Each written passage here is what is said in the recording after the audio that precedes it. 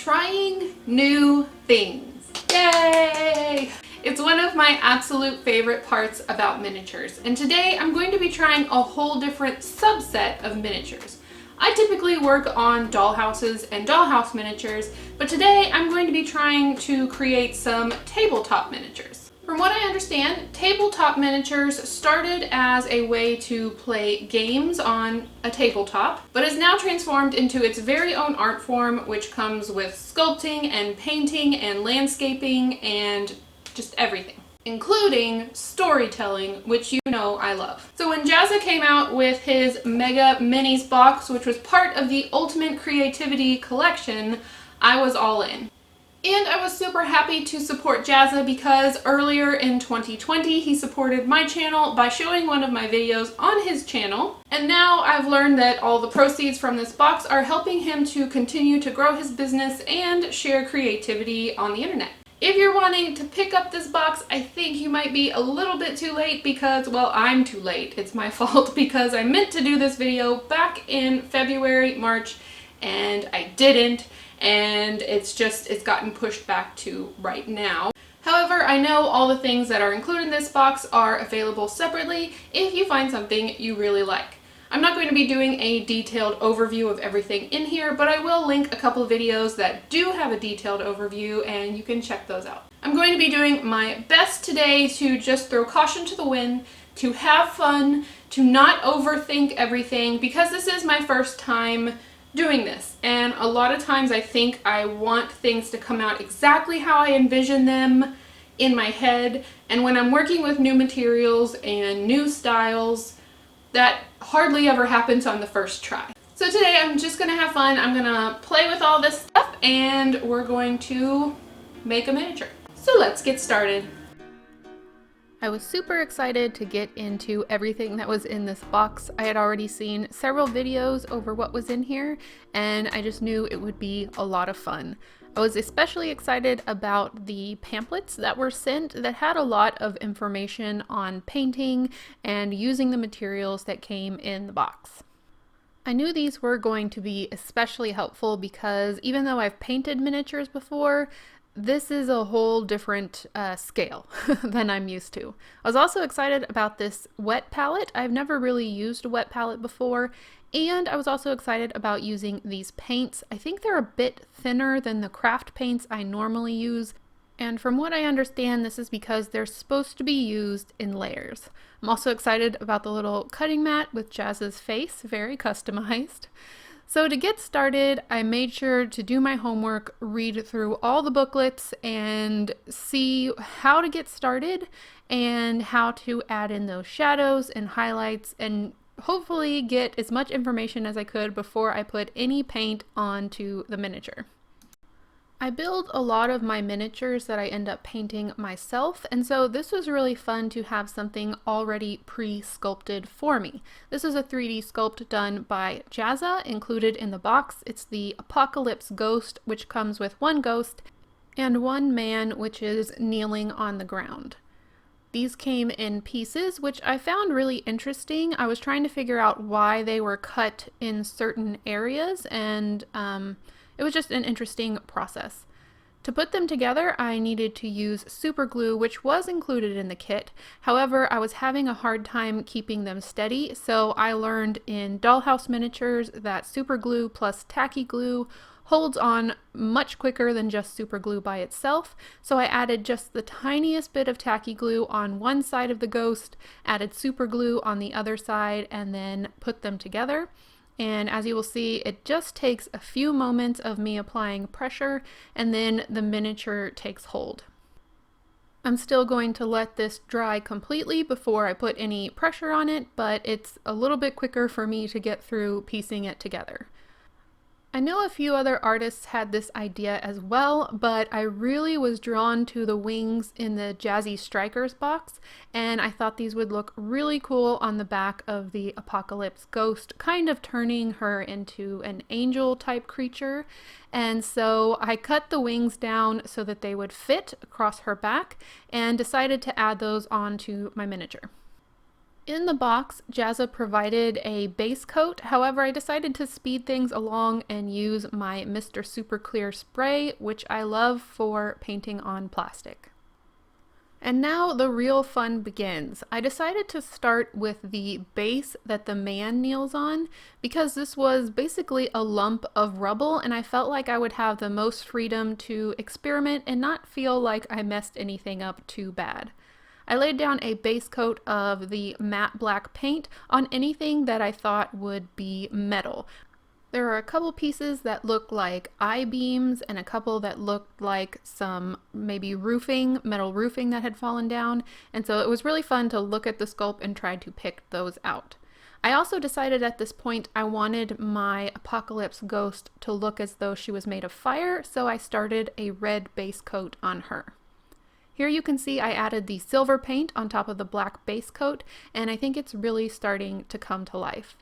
And here's my final pile of rubble. This was just a lot of playing around with color, playing around with the paints, and I really feel like it helped me get the hang of using these new materials. Back to the ghost, which I'm going to be mainly focusing on here, I wanted to start with a dark base coat, which is what was suggested in the pamphlet, and in the end I switched this around. I'll show you in a bit, but I started with a dark base coat and started to build up other colors that are associated with fire. So I started dry brushing some orange on top of the red, and then I'm going to move on to yellow, and I'm going to start moving to more of the outer extremities, so the outer bits of fabric, the hands and the feet, trying to make it look as though the further you get from her core, the lighter the colors are. I really enjoyed this when it came to doing the feet because I could use dry brushing and just really highlight the toes, which are such tiny details, and the ends of the hair. Like, it's such a detailed sculpt. It was really fun to paint. Following the same idea, I'm using white as my final color to go around all the very edges, making it seem like the edges are the most hot part of this angel ghost creature. And I really think it was the edges of the fabric that maybe brought the flame or fire idea to me, because I feel like it's those edges that look very flame-like as they're coming away from her body. This is my final result, and I felt like she was looking very dark, and so I decided to paint the opposite. So at first I painted her body from dark to light, and on the wings I decided to paint the wings from light to dark. So I'm starting with white, and then I am adding yellow, and then I'm going to be adding orange, and then going to red. And the final result I really do feel like looks a lot lighter. Her wings look so much more like a glowing hot coal or a glowing hot fire than her body does. And I feel like I've learned so much in just doing these two different paint effects that could really up my painting game in the future. I added a little bit of gold to the top of the wings, which will be ruined later, you'll see. And then I'm just going to add the wings to the back of her body.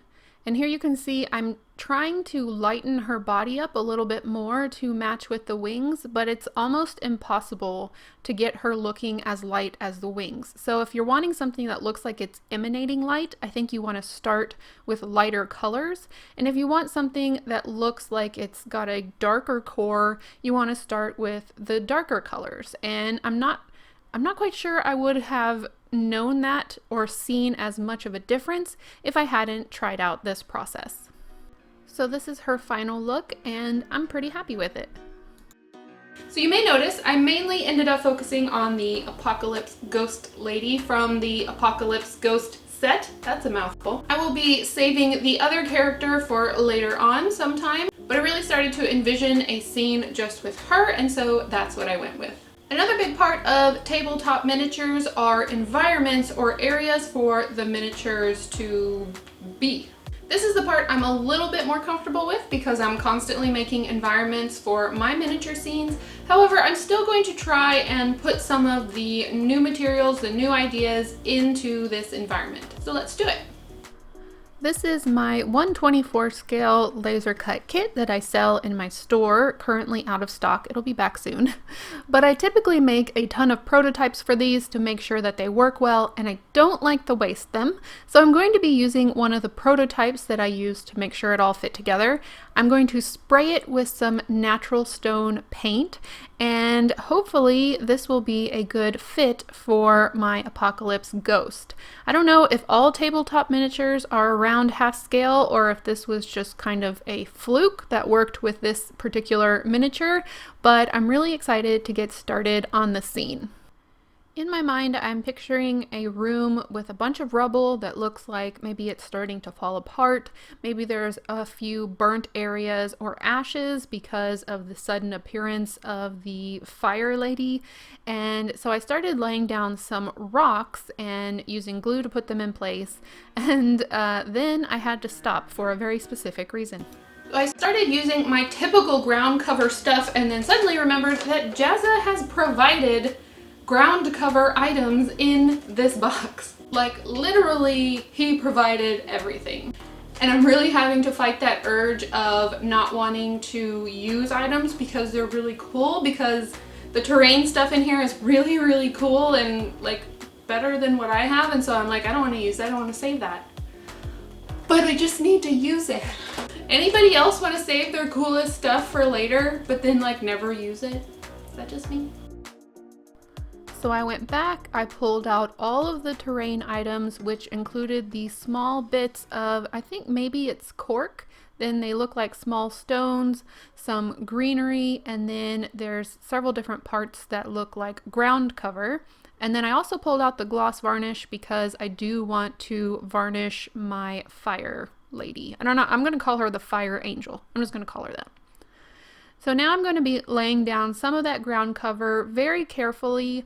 I want it to look as though maybe some of the rubble has been moved from the blast. Like I want it to look like there's a blast coming from the fireplace and she's standing in front of it. So the fireplace, maybe there was an explosion, it lit the fire, and then she appeared, something like that. But before I get too far into doing all of that, I need to cut a hole for her base. Before I had figured out what I wanted to do, I glued her into the base, which maybe I would have done differently if I had already known what I wanted to do for the scene. But because she's already on her base, I'm going to cut a hole in the bottom of the floor, and she's going to be able to sit down inside that. So now that I know where she's going to stand, I'm going to use some glue and make these lines that are coming straight from the fireplace. I'm going to smooth them out with a toothpick and then add some more rubble on top of those. And I don't want it to be too exact or the lines to be too straight, because I do want it to look like maybe the rubble was just sitting around on the floor and then there was the blast of fire and everything just kind of happened. I just think it's so cool how you can start to tell a story just with ground cover, just with stones on the floor. You can really start to make something come to life in the viewer's head. Of course, I mentioned some ashes, and so I'm using black paint on top of the stones that I put down to make it look as though either those stones were burnt or the ashes from the fireplace came out during the explosion and kind of went everywhere.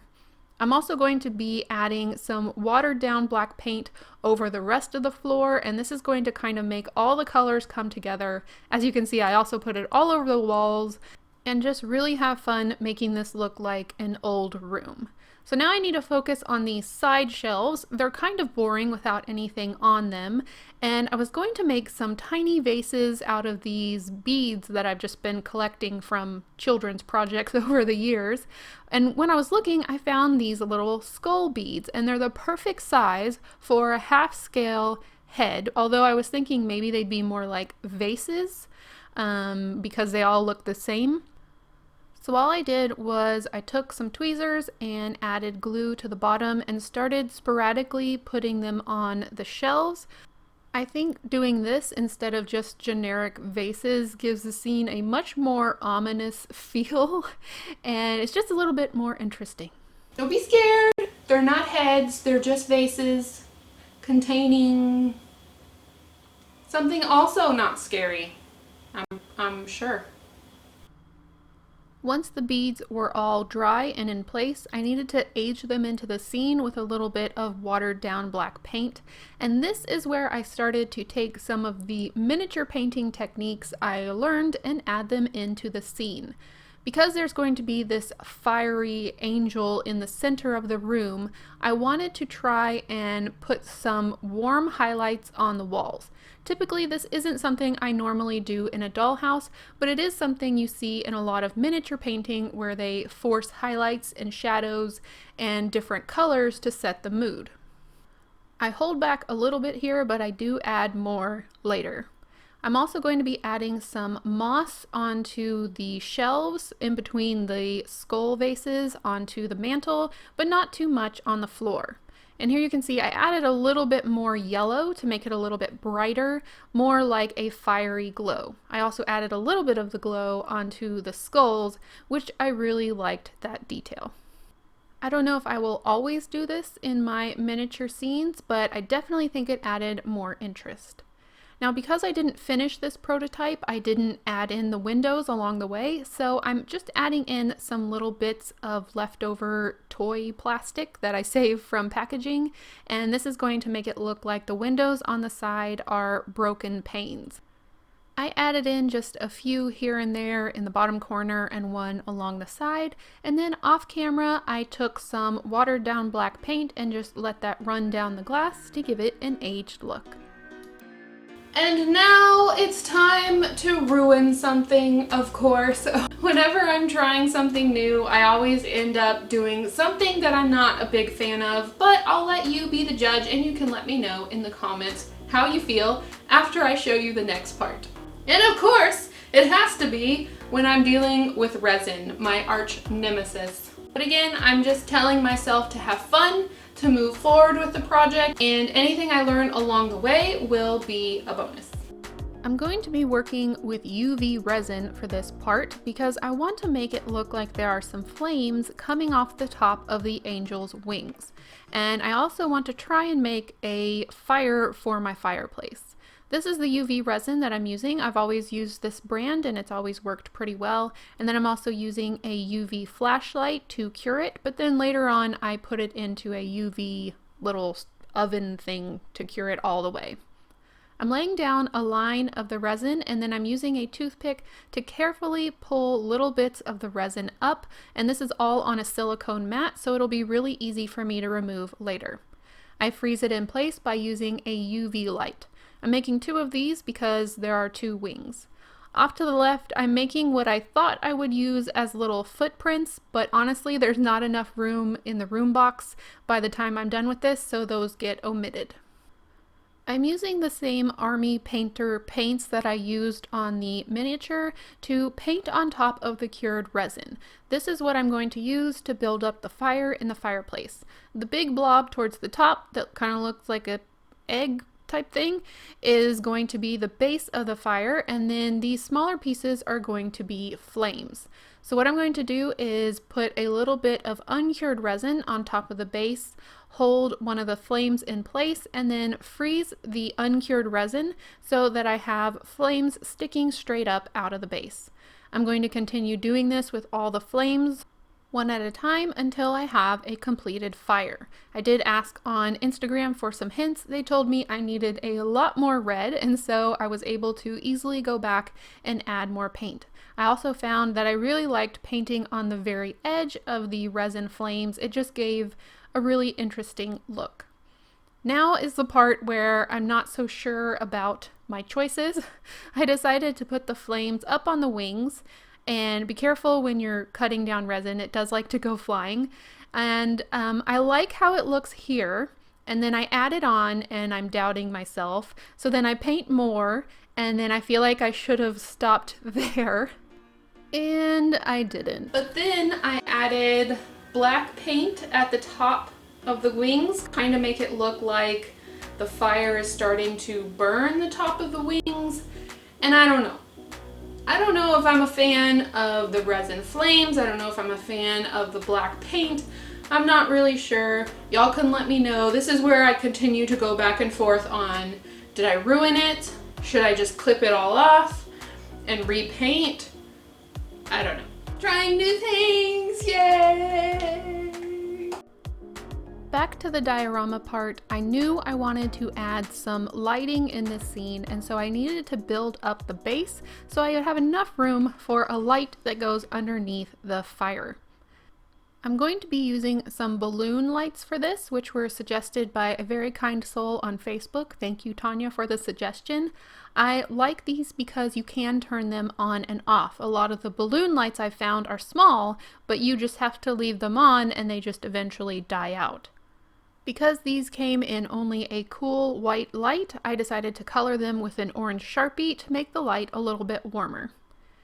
Now, in order to get the light through the bottom of this project, I need to drill a hole. There's about 3 layers of mat board inside this kit before you get to the interior of the fireplace. So I'm using a drill to drill through several holes that will make up an oval shape that will go underneath my resin fire. This ended up being a pretty messy way to do this, but it made it a lot easier.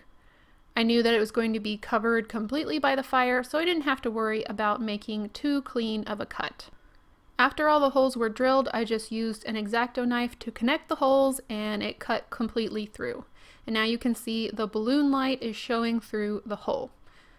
So now I can insert the fire that's going to go in the fireplace, and you can see that it lights up, which I really like. One happy accident is there's a bunch of leftover rubble on the back wall of the fireplace that kind of got stuck there, and when the light's on, it ends up kind of looking like there's little sparks coming off of the fire.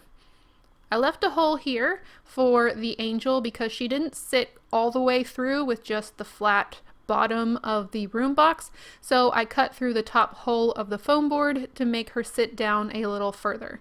I added some black around the floor because I imagined she'd probably be toasting the floor wherever she was sitting. Now I need to add the roof onto my room box, which I didn't actually complete when I was using this as a prototype. I'm going to keep this fairly simple because it's really about what's inside of the room box, but I really need a roof to make sure that it's nice and dark in there so the lights that I am adding really shine. I just scored the top of the mat board like I've done for floors in the past to look like individual planks of wood, and then glued them in place. I did add a little destruction on one side of the roof because I felt like, if the interior's falling apart, probably the roof would have a hole in it somewhere, and if later on down the road I want to pay more attention to the roof, I can. But for now, I'm just giving it a coat of brown paint and trying to make it not stand out as the main focus. I want the main focus to be the interior. To finish off the foam board, which doesn't look so nice around the bottom of the base, I spray painted some strips of chipboard with the same spray paint I used previously and just glued them on.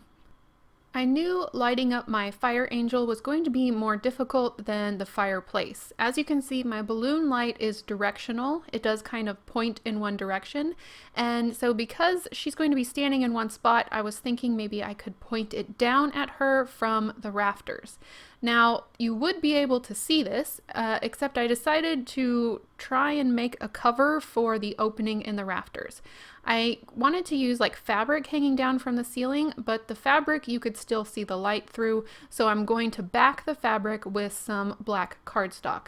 This is going to completely cover the light so that it looks like the light is not coming from where it's coming from. This was the best solution I could come up with. I'm also adding a small magnet to the back of the cardstock and fabric because I did find that the lights are just the tiniest bit magnetic, and so it's going to be easy to hang. I'm just going to snip off the little plastic hanger they have on the back.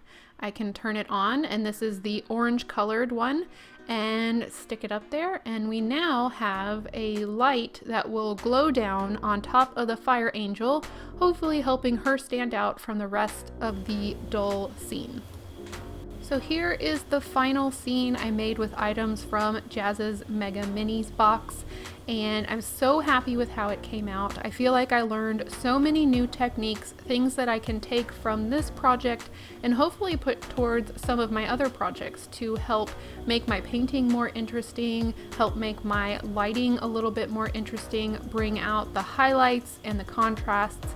And I'm just so thankful for this opportunity to try out something new. I want to keep learning, I want to keep growing in my profession, and I just think it's fun, even if sometimes it can be a little frustrating.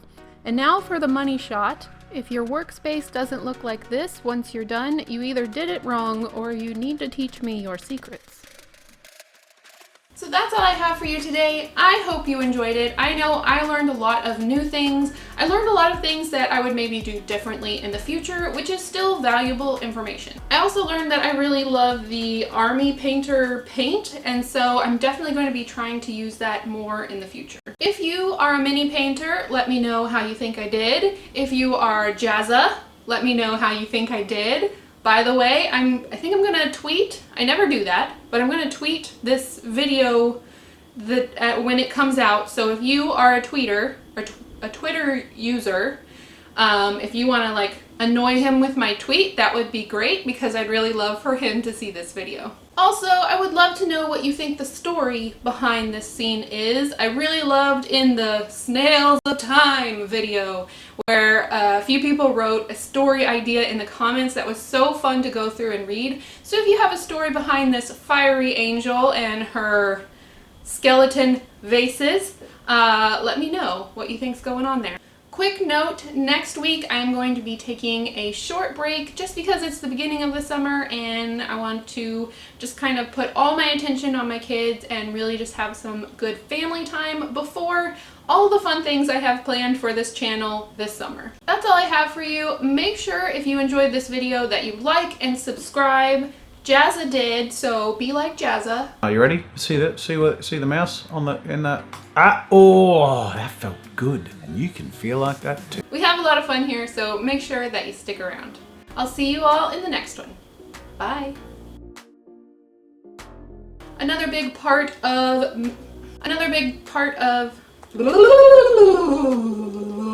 can't talk today.